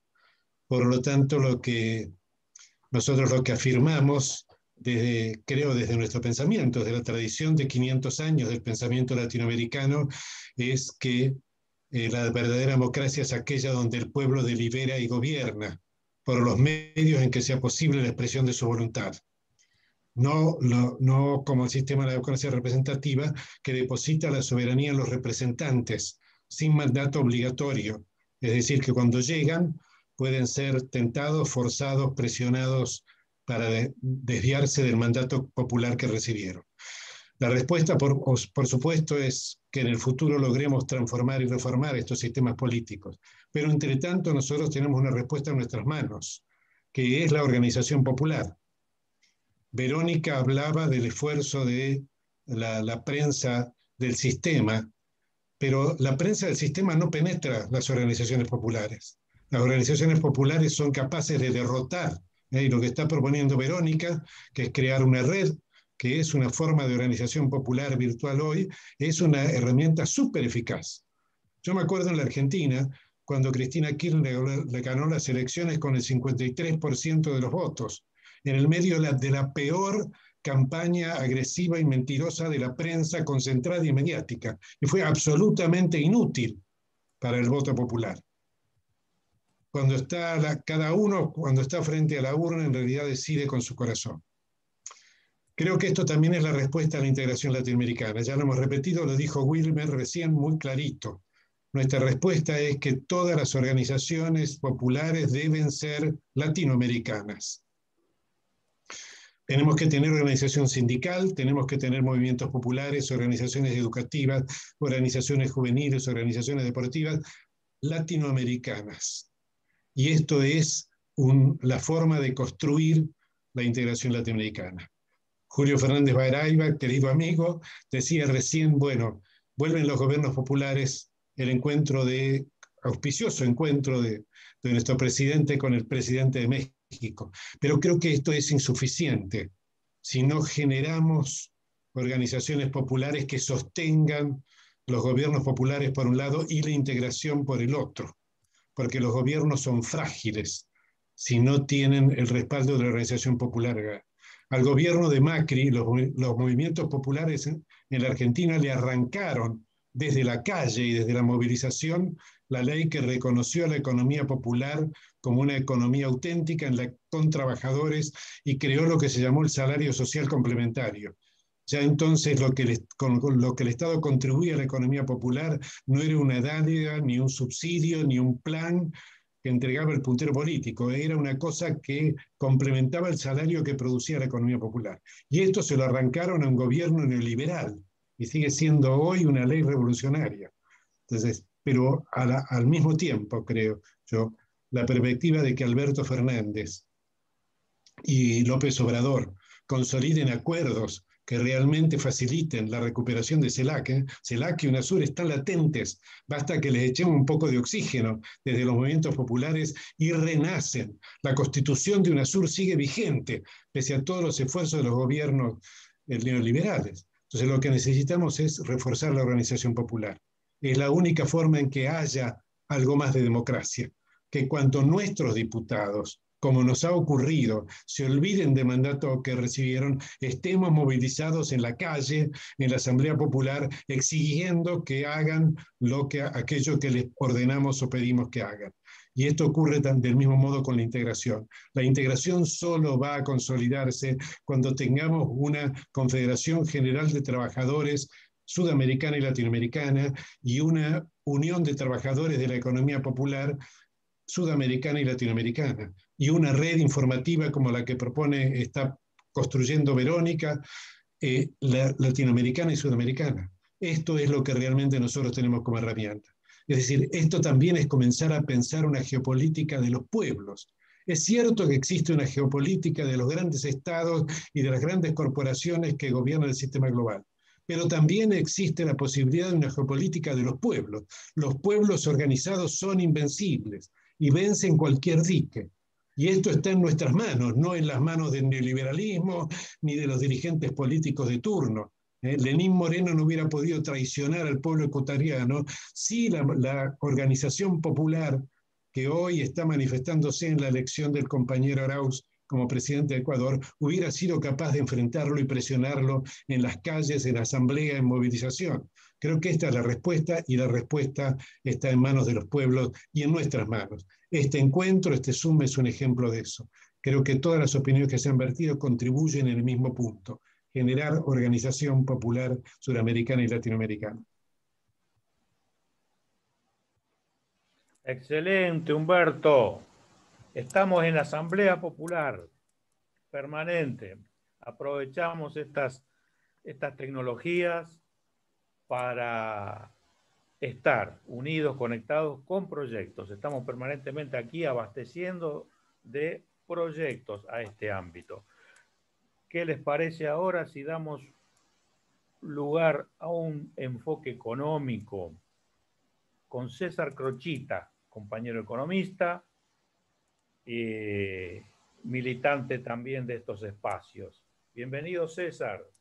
Bueno, muchas gracias, Marcelo, por la invitación. Para mí es un honor participar de este encuentro con tantos compañeros latinoamericanos militando la patria grande. Yo me voy a referir a la soberanía monetaria, que es un tema en el cual todos los países latinoamericanos hemos visto que es cercenada para dominarnos. En los países latinoamericanos tenemos distintos grados de soberanía monetaria. Por un lado, tenemos a Cuba y Bolivia, que ejercen una soberanía monetaria plena, que les ha permitido desarrollarse y controlar sus recursos, y por sobre todo tratar de mantener el pleno empleo. Y en el otro extremo tenemos a Ecuador, donde ha llegado a perder su moneda. Hoy tiene la moneda del imperio como moneda local, o sea que tiene nula soberanía monetaria. Y en el medio hay distintos grados de soberanía monetaria. La soberanía monetaria es algo que se debe ejercer y se debe ir alcanzando gradualmente.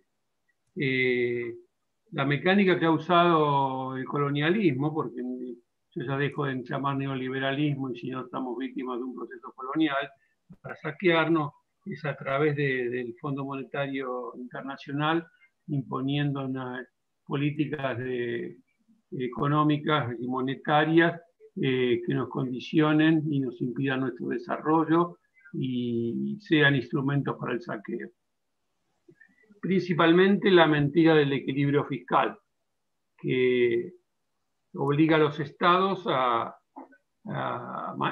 endeudarse en una moneda que no en su moneda, para poder hacer frente a los desequilibrios entre los gastos y los recursos. Esta es una política de sometimiento, porque ha inculcado en los países la necesidad de tomar deuda en otra moneda para pagar gastos en su propia moneda. El proceso en la Argentina es,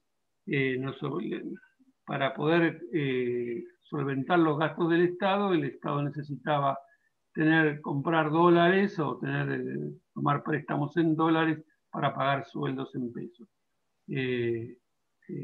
Bajo esa máscara que el Fondo Monetario Internacional, conduciendo los bancos centrales de la mayor parte de los países latinoamericanos, ha generado esos feroces procesos de endeudamiento que nos condicionan y no nos permitieron y nos tienen atados a toda Latinoamérica. El principal producto de exportación de los Estados Unidos es la deuda que contraen los países con los Estados Unidos. Nosotros debemos recuperar los países latinoamericanos la soberanía monetaria plena y dejar de comprar la mentira de que el neoliberalismo puso en la mayor parte de nuestros dirigentes, inclusive dentro de nuestro propio espacio político, de que el equilibrio fiscal era una necesidad para que la economía funcionara bien. La pandemia ha puesto en evidencia en todo el mundo que el equilibrio fiscal era una mentira para condicionarnos. Hoy Estados Unidos emite cientos de miles de millones de dólares para hacer frente a la caída de su aparato productivo.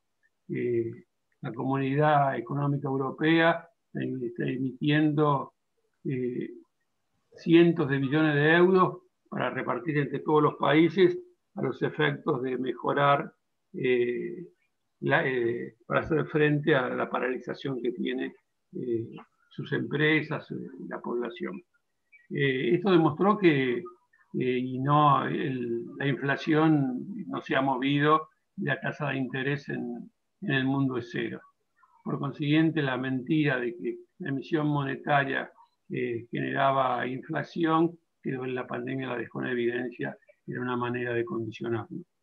Hoy la Argentina, y creo que la mayor parte de los países latinoamericanos, deben recuperar la soberanía monetaria y utilizar la emisión monetaria como mecanismo para generar el pleno empleo. La única manera de terminar con la pobreza es movilizar todos los recursos del Estado para que todo el mundo tenga trabajo. En nuestros países, donde faltan millones de viviendas, donde tenemos todo por hacer, donde tenemos que desarrollar una industria naval, donde tenemos que hacer plan de deforestación, la única alternativa para sacar a la gente de la pobreza es generando trabajo. Y en el caso de la Argentina tenemos los recursos para hacerlo. Tenemos el instrumento que es nuestra propia moneda. Tenemos que, hoy el presidente, recién hacía Marcelo referencia al discurso que había pronunciado ayer en México en el Senado, donde exteriorizaba que había que cambiar, dar vuelta como una media los programas económicos que nos habían llevado a esta situación. Esa vuelta de media pasa por terminar con el equilibrio fiscal y rápidamente generar trabajo para todos los argentinos. La única manera de alcanzar el equilibrio fiscal es cuando todo el mundo tenga trabajo. A partir de ahí va a haber actividad económica suficiente como para que el Estado entre en un sendero virtuoso. Pero para poder movilizar todos los recursos productivos hay que utilizar el gasto público. Y todos los países latinoamericanos deben recuperar la soberanía monetaria, utilizar su moneda y dejar de seguir los lineamientos que impone el poder dominante, el poder financiero internacional, de que los estados se tienen que financiar con los bancos, y seguir los ejemplos de los países como Canadá, Japón, Australia, donde tienen prohibido al Estado financiarse con el sistema bancario, sino que se financian directamente con los bancos centrales. O sea, el Estado no tiene que pagar intereses para poder financiar los gastos del Estado. Y el otro mecanismo, para el caso de la Argentina, que nosotros sostenemos, es que la inflación en la Argentina está generada por la tasa de interés. El Estado, si no intervenía el Estado pretendiendo secar la plaza, siguiendo los lineamientos del Fondo Monetario Internacional, la tasa de interés sería cero, como es en todo el mundo. Hoy en todo el mundo la tasa de interés es de 0%. En Argentina, cuando el Estado paga 38% de interés por la LELIQ, está generando una masa de dinero impresionante de emisión monetaria que va destinada a los sectores con capacidad de ahorro en la sociedad. Este año, en el año 2021, si seguimos con estos lineamientos, Argentina va a emitir 1 billón de pesos destinado a pagar intereses a los bancos. 1 billón de pesos representa 2,5 veces todo el presupuesto educativo. Dinero que se va a crear sin ninguna contrapartida de generación de valor. Cuando decimos, de los que seguimos la teoría monetaria moderna, que hay que emitir dinero para movilizar los recursos productivos, no para generar numerales que beneficien a los sectores ahorradores de la sociedad. El camino de la recuperación de la soberanía monetaria debe alcanzar a todos los países latinoamericanos. es el desafío que tenemos de salir de los mandatos del Fondo Monetario Internacional y recuperar el manejo de nuestra política económica sin seguir los lineamientos que nos dictan desde los centros de poder. Muchas gracias, es un honor para mí participar de este seminario. Muchas gracias, César, por esta descripción de otro aspecto fundamental de la soberanía de nuestras naciones, la monetaria. Muchas gracias. Sí, recomiendo el fragmento, en realidad los 26 minutos del discurso de dar vuelta a la media, como dijo el presidente. Es decir, este mundo llegó y esta situación en nuestros países, por este camino de nuevo, no, muchachos. Vamos por otros, o inventamos o erramos, digamos, ¿no? Para hacer referencia a nuestros próceres. Pedro, si quieres ir diciendo algo, nos quedan Cristian Cisneros, Héctor Sosa, y después los compañeros que quieran sumarse, Eduardo Benedetti, Néstor Borri, y ya para ir cerrando. Realmente, sigamos nomás, compañeros. Muy bien, es una reunión muy interesante. Buenísimo, acá comparten en el chat, permanentemente van a encontrar datos de contacto, porque la diplomacia de los pueblos y la organización popular que necesitamos, que tiene que ser, no sé, 1 millón de veces mayor a toda la que hayamos hecho hasta ahora, es también entrelazarnos horizontalmente, verticalmente, como se quiera y como se pueda. Todo es poco. Compañeros, entonces, Cristian está ahí, Cristian Cisneros, que tuvo otras reuniones, pero ya está presente. No sé si está atento allí. Mi estimado Marcelo, sí, no sé si me escuchan. Perfecto, se escucha, Cristian. Gracias, Marcelo. Te agradezco muchísimo la posibilidad y con las debidas disculpas, sabes que aquí estamos viviendo momentos de convulsión en el país, no solamente por la política pública nefasta, sino por todo lo que sucede a nivel del sistema carcelario, que para ustedes debe ser público. Y también a nivel del gobierno de la provincia de Pichincha nos hemos tenido que movilizar por algunos temas, digamos, fuera de la capital. Así que agradecerles la invitación. Para mí es un placer estar con ustedes, siempre militando la patria grande. Y quería comentarles algún tema, digamos, más bien a nivel de conversatorio, ¿no? Nosotros, como sabrán, hemos conformado el movimiento, digamos, nacional de pymes. Este movimiento que viene articulándose hace varios años. Hemos coincidido, digamos, con algunos temas que tienen que tratarse a nivel de Latinoamérica y también, obviamente, a nivel del Ecuador. La situación es crítica. Después de la pandemia estamos viendo que la lógica productiva también ha cambiado. Y en eso es necesario que nosotros tengamos un enfoque latinoamericano en la promoción, por ejemplo, de la producción de las pymes y de los actores de la economía popular y solidaria. Yo creo que es momento de tener mecanismos de articulación comercial con las fuerzas latinoamericanas que nos permitan hacer circuitos de intercambio conjunto y que eso nos permita tener una política pública en cada uno de nuestros países que beneficien a los sectores menos protegidos. Lo otro que acabamos de oír, claro, el tema de tener moneda propia en nuestro país es complejo. Hemos tenido un proceso de dolarización que obviamente ha permitido de alguna forma generar algunos temas que son también complejos. Lo complejo es que tenemos tasas de interés que son de usura, que están alrededor del 17 al 21% para los segmentos más pequeños. Entonces, la necesidad de tener una política, un banco, por ejemplo, un banco del sur, ¿no? El banco que todos creíamos que podía funcionar, que pueda ser una especie de ente capitalizador, no solamente de la banca, sino de estos mecanismos de financiamiento público y privado. Aquí las tasas siguen siendo de usura, y es parte del sistema neoliberal que vivimos, en donde, aparte de las tasas de usura, tenemos temas de acceso al crédito en donde cada vez es menos frecuente las personas tienen acceso al crédito. Doy un ejemplo práctico. En la pandemia, no sé si pasa en sus países, pero en el Ecuador dejaste de pagar el celular y no pagaste una de las operadoras de celular de telefonía porque no podías salir. Y como no podías salir, te tildaron en la central de riesgo como deudor y por lo tanto ya no tienes calificación para acceder a créditos. Entonces, es un tema más bien complejo. Yo creo que hay que tener una propuesta de esta patria grande que necesitamos tener capital de financiamiento para la gente menos favorecida y hacer una reingeniería del tema. No puede ser que los funcionarios públicos estén permanentemente con el sistema de persecución de que si otorgan créditos o no otorgan créditos, llegan las autoridades de control y ejercen una presión enorme que les hace que no puedan tener, digamos, esta suficiente capacidad de otorgar créditos como se debe, ¿no?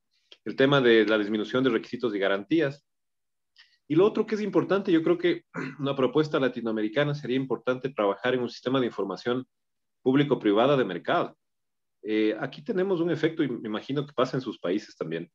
Los pequeños emprendimientos nacen de la necesidad, como ahora, el emprendimiento por necesidad, desgraciadamente, en mi país es el más alto de la región.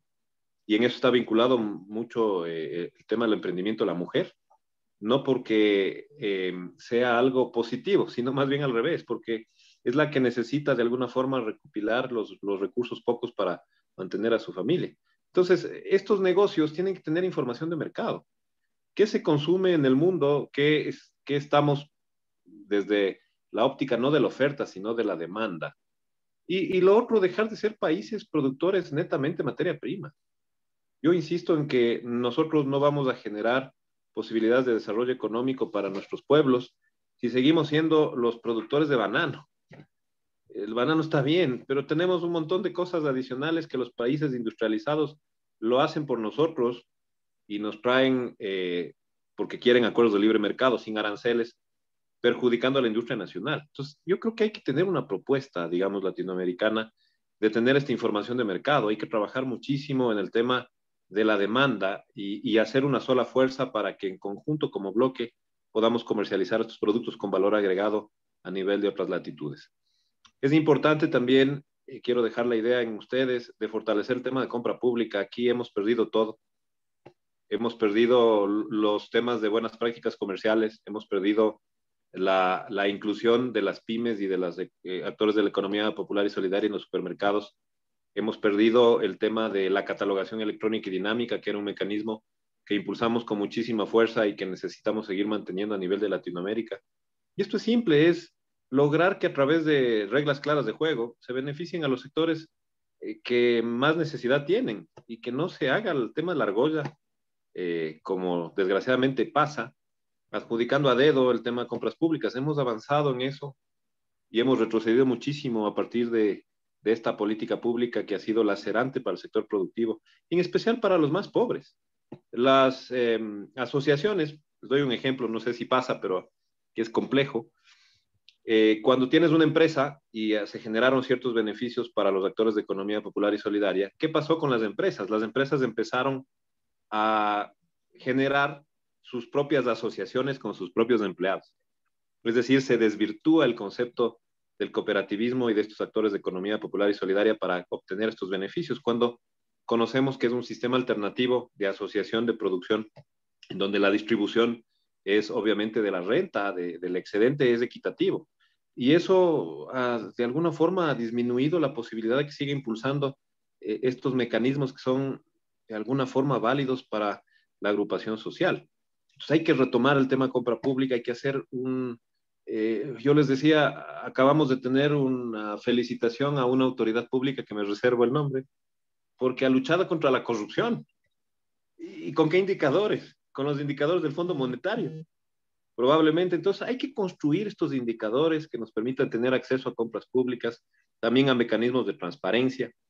Hay que generar propuestas también, por ejemplo, de inclusión de los emprendimientos para que puedan crecer, de las pymes para que puedan crecer a través de estos sistemas de localización, por ejemplo, de puertos secos, de sistemas logísticos, y que tengan conexión intermodal, quizás con otros países también, para que podamos tener ahí sí mecanismos de acuerdos comerciales que sean beneficiosos para las partes, es decir, en zonas específicas y no para todo lo que se pueda incorporar. Yo les decía, quienes alguna vez me identifican, yo he estado muy cercano a la pequeña industria Y yo les decía a los grandes industriales, cuando ellos hablaban sobre el tema de no poner salvaguardias y no poner mecanismos de protección a la industria nacional, les decía, bueno, hagamos un tema aquí en el Ecuador que sea positivo para todos. Abramos un acuerdo de libre comercio con China.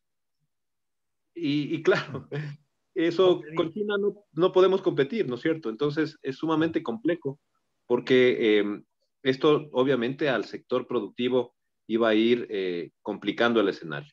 Tenemos que hacer campañas de consumo de producción nacional, hacer intercambios, hay que fortalecer la capacitación. Yo creo que eso es importante, generar mecanismos de capacitación nacional e internacional, un programa de fomento al tema de sectores. Hay que trabajar en calidad. Yo creo que hay que hacer un sistema nacional de calidad y un sistema latinoamericano, porque esto está concentrado en pocas manos. Los organismos evaluadores de la conformidad siguen siendo aquellos que tienen representación, digamos, internacional y que están anclados generalmente a temas de imperio. Ustedes ven los certificadores, están en Estados Unidos. Eso tenemos que hacer como Latinoamérica. Tenemos que fomentar la unión y generar estos propios mecanismos de certificación de la calidad. Creo que hay que empezar. Tus propuestas, Cristian. Vamos cerrando, se nos está acabando el tiempo. Ahorita, en este momento, Marcelo, yo creo que generando estos mecanismos, mi propuesta, digamos, para ir cerrando el tema, es que consideremos estos elementos comunes que tenemos como sectores productivos, como sectores de los países, y que podamos hacer en la unidad latinoamericana de esta patria grande propuestas que beneficien a los sectores menos favorecidos. Creo que hay muchísimo camino por todavía seguir andando y queremos nosotros desde el sector productivo del Ecuador aportar con estas ideas, hacer una mancomunidad de ideas que nos permita generar desarrollo. Muchas gracias y les mando un abrazo enorme desde Ecuador. Muy bien, Cristian. Muchas gracias. Está quedando Héctor Sosa, por favor, si puede ahora. Eduardo Benedetti, para ir cerrando. Pedro, la verdad que tenías algo para decir. Sí, una cosa muy chiquita nomás, estos temas que está planteando Cristian, valdría la pena que los incorpore con el documento que está circulando, Marcelo, a ver si los pone también por escrito, porque la idea es justamente ir enriqueciendo una propuesta que deberíamos ir haciendo a los gobiernos, en los términos que planteaba el Raúl y que también planteó Humberto hace un momentito, de que tenemos que volver irreversible los procesos y los avances de la unidad latinoamericana, ¿no? Solo eso nomás, compañeros. De acuerdo a eso, Pedro, si los compañeros van incorporando trabajos, podemos armar un medio precisamente latinoamericano. Los invitamos a esto. Con el paso del tiempo y el aporte de trabajos, seguramente vamos a poder armar una revista, un medio, después veremos, pero aportemos a eso. Buenísima la idea. Cuenten con eso. Encantadísimo. Me parece que está surgiendo, me parece que esa publicación está queriendo asomar. Héctor Sosa, te la dejo ahí picando. ¿Vienen las publicaciones latinoamericanas? En principio, saludar a todos. Soy Héctor Sosa, editor de un multimedio económico, pero que le da cabida a todo lo que son las pymes, la economía popular, las nuevas formas de economía alternativas a las que son conocidas, pero fundamentalmente a las pymes en la República Argentina. Además de eso, quiero señalar que me parece una charla absolutamente vital, importante y muy buena. Además de eso, trabajo desde hace muchos años en comunicación, en la construcción de medios propios, en la construcción de la comunicación propia.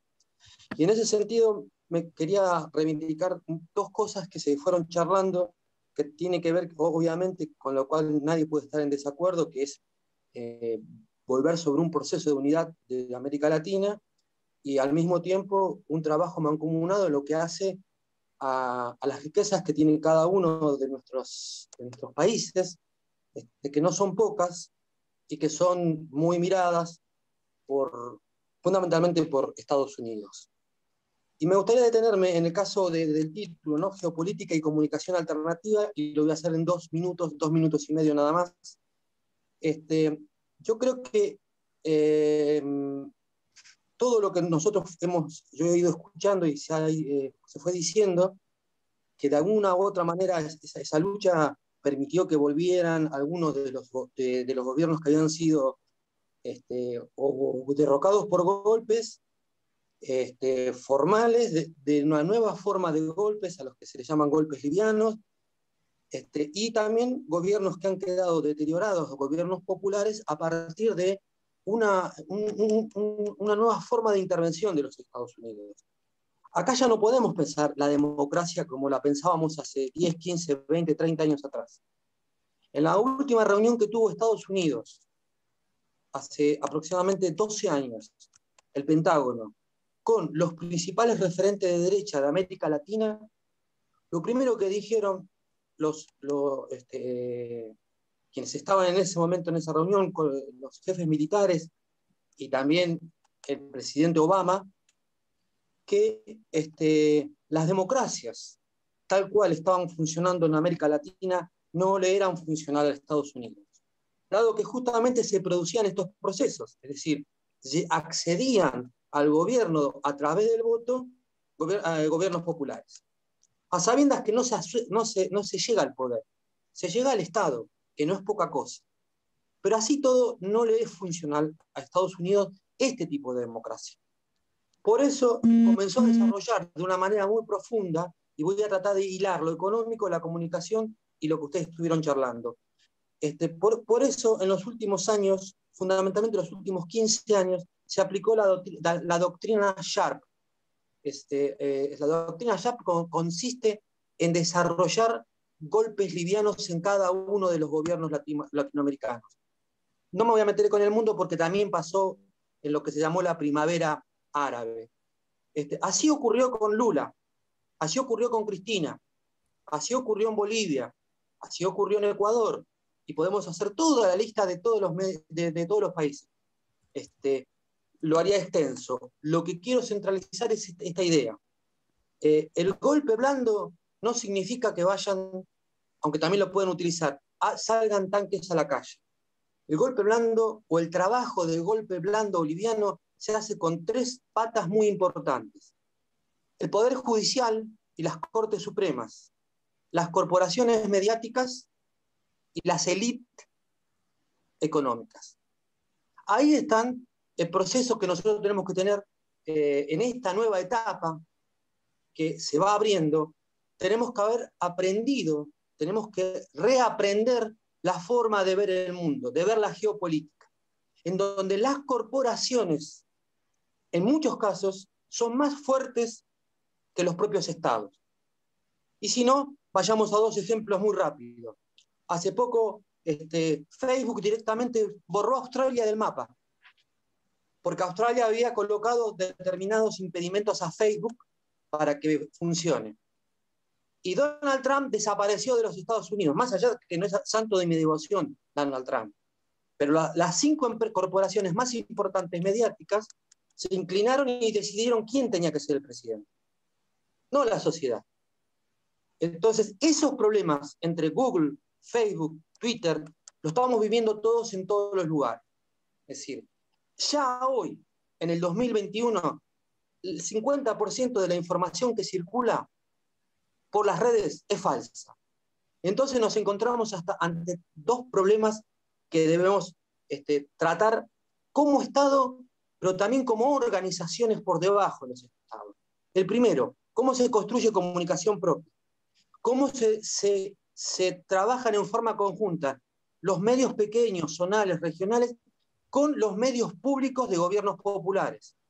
Y tercero, si los gobiernos populares, nuestros gobiernos, en algunos casos que pudimos derrotar de vuelta a la derecha neoliberal, realmente quieren una política de comunicación.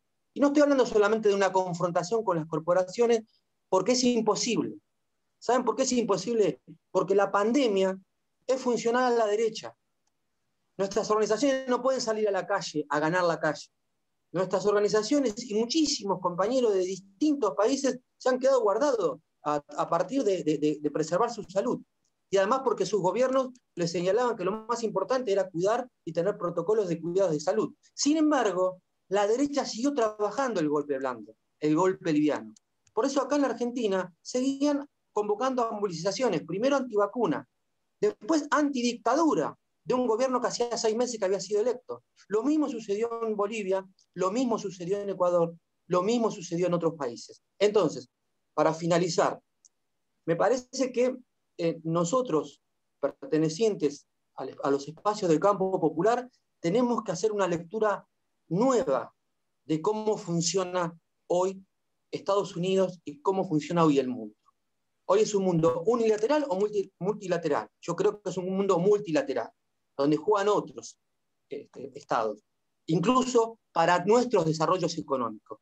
Ejemplo China, ejemplo Rusia, ejemplo otros países emergentes. Pero ya no es Estados Unidos el que domina ahí.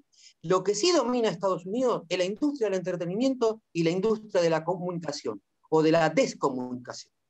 Entonces, los estados, nosotros, las pymes, las organizaciones de los trabajadores, las organizaciones culturales, si no ponemos el acento en que la comunicación es la política y la política es la comunicación, vamos a tener serios problemas a futuro. La dejo ahí. Muchas gracias, Héctor. Para ir cerrando, Gracias a Pedro, me parece que ha sido un panorama muy rico y muy amplio, abarcando diversidad de temas. Me quedo con tu sugerencia de incorporar en este borrador. Marcelo, ¿me permitís? Y le vamos a dar la palabra al decano, no por edad, al decano de todos nosotros, porque él descubrió estas tecnologías. Compañero Eduardo Benedetti, del Foro de Empresarios Nacionales.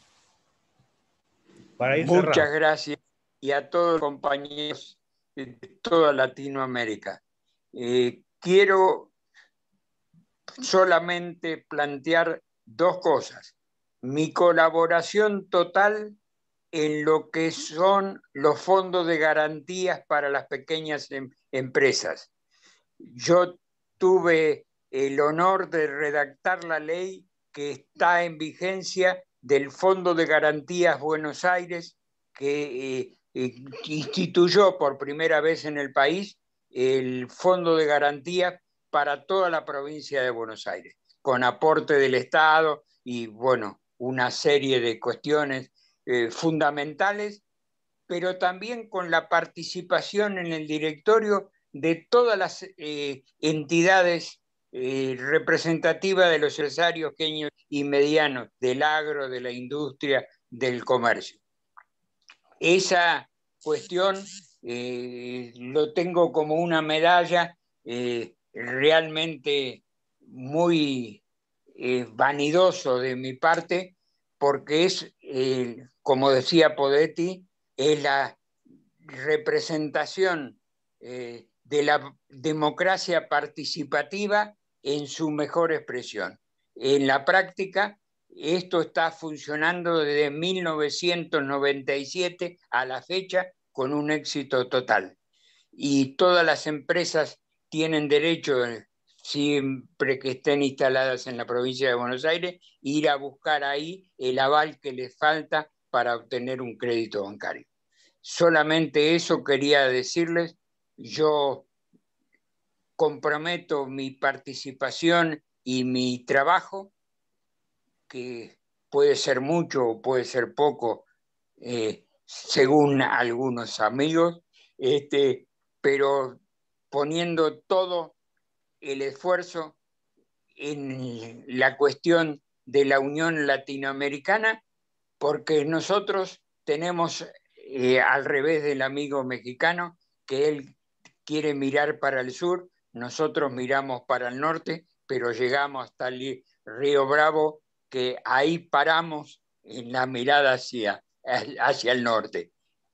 Por eso, un abrazo a todos y a sus órdenes. Bueno, qué buen final, Eduardo. Abrimos nuestros micrófonos. Yo creo que nos merecemos un pequeño aplauso, que a modo de abrazo latinoamericano. Creo que hemos trabajado muy bien hoy. Sigamos así, como reuniones de trabajo. Creo que, bueno, hemos podido compartir la palabra lo más democráticamente que hemos podido, Pedro. Encantado, compañeros. Yo creo que hay que seguir trabajando con esto y así con estos resultados muy específicos, poquito a poco vamos articulando un perfil viable de una participación que, de acuerdo a las distintas posibilidades que se tienen en cada país de acceso, de cercanía a la institucionalidad, a los gobiernos, se puede ir desarrollando. Lo que estaba comentando el compañero Héctor, lo que estaba comentando Verónica, la necesidad de tener un medio de comunicación e ir dando contenidos bien específicos que permitan ir también sumando nuevas fuerzas, ¿no? Es decir, por ejemplo, en el caso del Ecuador, la constitución de un capítulo de Alampymes local es toda una tarea por completar. Pero yo creo que la posibilidad de tener una plataforma que tenga atracción de masas, que tenga un atractivo programático bien concreto, va a ser la clave de ir saltando etapas, de ir constituyendo esa diplomacia de los pueblos de la que estamos conversando y que sea un tema muy efectivo, ¿no? Una cuestión que va a ir sobre los resultados específicos, concretos, abriendo nuevas posibilidades y nuevas dimensiones de la construcción de la patria grande. Un abrazo a todos, compañeros. Muchísimas gracias. Muy bien, llegamos justo, porque ya se termina. Chao, se nos terminó el tiempo. Marcelo, Pedro, si me permiten, los invito a todos, así como invité a Daniel Hermosa de Perú, a invitar a otros compañeros a participar el próximo miércoles. Del mismo modo, a cada uno de los que han participado hoy, están invitados que invitemos a otros a participar. Un saludo grande y un abrazo cariñoso y afectuoso a todos. Muy buena la propuesta, Raúl. Sigamos sumando. Gracias a todos. Saludos. Chao, chao. Saludos. Muchas gracias. Saludos, Marcelo.